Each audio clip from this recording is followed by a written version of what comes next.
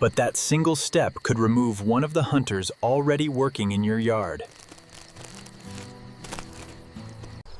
Because while you are sleeping, many ground beetles are searching for prey. Those jaws look intimidating, and that speed makes the animal seem even more suspicious. It runs instead of flying away, often disappearing before you can even identify it.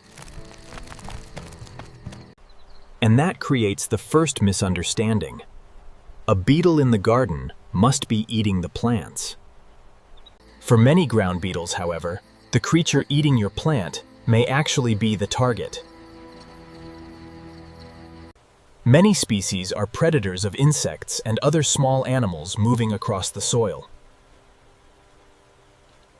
So after darkness falls, an entire hunting shift can begin almost unnoticed beneath your plants. During daylight, many species stay hidden beneath stones, mulch, logs, vegetation, or other shelter. That is why gardeners often discover them suddenly while moving pots, boards, or rocks. Cool, protected spaces help these ground dwellers avoid heat, drying conditions, and daytime predators. Then darkness changes everything, and the animal hiding quietly all day becomes remarkably active. It searches along edges, cracks, and soil surfaces where potential prey is likely to appear. Depending on species, small larvae and other soft-bodied invertebrates can become food. Some ground beetles also prey on slugs, another reason gardeners may benefit from their presence. But their diet varies enormously, so no single ground beetle should be treated as a universal pest controller. Ground beetles are a huge family, and different species can behave very differently. Long legs, thread-like antennae, and hard wing covers are common clues that you are looking at one. And that famous speed is usually about escaping danger, not charging toward a person. Give it space, and its preferred response is generally to find somewhere safer. Those jaws are hunting tools, designed for handling prey rather than pursuing humans. Still, a large individual can pinch if it is grabbed, trapped, or handled roughly. Some species also produce unpleasant defensive chemicals, another good reason to observe rather than handle. And some specialized relatives, including bombardier beetles, possess much stronger chemical defenses. That does not mean every black ground beetle can spray hot chemicals. They cannot. The important point is identification.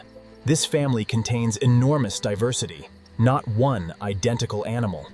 Some carabids consume insect eggs and larvae before those insects ever become obvious garden problems. Their patrol can extend through beds, grass, field edges, and other ground-level habitat. But the adult hunter is only half of this story.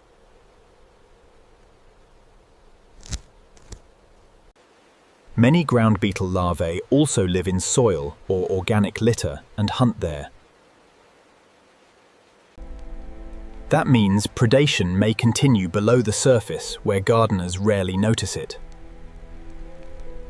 Their life cycle also begins close to the ground, often with eggs placed in soil or damp material. Hidden there, the next generation develops almost completely outside our view. Like other beetles, they pass through egg, larva, pupa, and adult stages. And depending on the species and climate, that development can take many months. Myth number 1. If a beetle appears beside damaged leaves, the beetle caused the damage. Reality. The actual plant eater may be sitting only centimeters above the beetle you blamed. Myth number 2. Finding one indoors automatically means your house has a beetle infestation. Ground beetles normally live outdoors, and accidental visitors generally do not establish breeding populations inside homes. If one wanders inside, direct handling is unnecessary. It can simply be moved outside safely. Place it near suitable outdoor cover, and let the beetle leave the container on its own. Myth number 3. Large jaws mean this beetle is actively dangerous to people. In reality, escape and hiding are usually far more useful to it than confronting something thousands of times larger. This is why predatory ground beetles are considered useful natural enemies in many gardens and farms. They are not working alone. Healthy gardens often contain many different predators sharing the job. Makes correct identification more valuable than automatically treating every crawling insect as a pest. Shelter matters too, because many ground beetles depend on protected places during daylight. Leaf litter, vegetation, and undisturbed edges can become valuable daytime or overwintering refuges. A perfectly bare garden may provide fewer hiding places for many of these ground-level predators.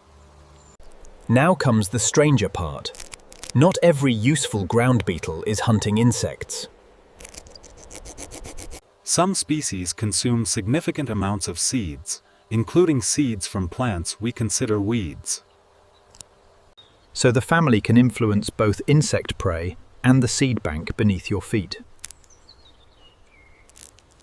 That does not make them a weed cure, but seed predation can contribute to biological control.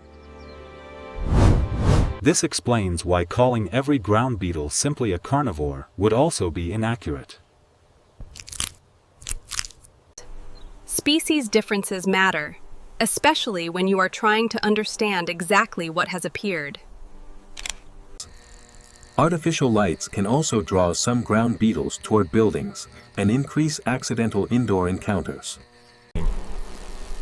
Reducing unnecessary nighttime lighting can help when beetles repeatedly gather near doors. If they keep entering, sealing gaps and repairing door sweeps addresses the route instead of the beetle. Screens, cracks, and openings around foundations are worth checking when outdoor insects repeatedly wander inside. Moving firewood and dense shelter away from the foundation can also reduce unwanted encounters indoors. The goal is not to sterilize the garden, just separate attractive shelter from entry points. Around children, the simplest rule is also the safest. Look closely, but do not grab.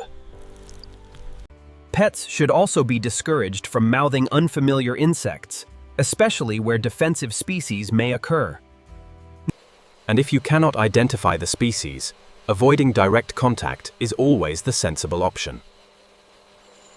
Repeated large numbers indoors are a reason to investigate entry points, rather than immediately assume reproduction inside.